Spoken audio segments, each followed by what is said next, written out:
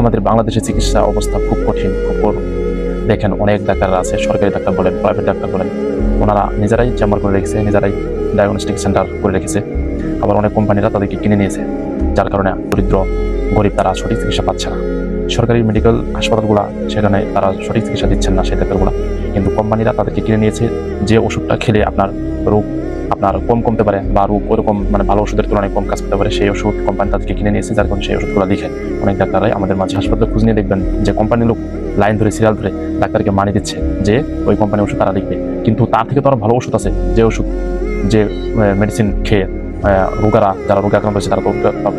এইসব আমাদের চিকিৎসার খাত যে টাকার উপরে চিকিৎসা চলছে, টাকা দিয়ে ঘুষ দিয়ে সেই কোম্পানি তাদেরকে কিনে নিয়েছে, সেই ডাক্তারদেরকে কিনে নিয়েছে, সেই ডাক্তাররা সেই কোম্পানির ওষুধ লিখছে, কিন্তু ডাক্তাররা চিন্তা করে না যে এই ওষুধ খেয়ে রোগীকে উপকার পাবে নাকি পাবে না, সে চিন্তা করে না। তারা শুধু টাকা ইনকামের জন্য তারা এই পথে নামছে।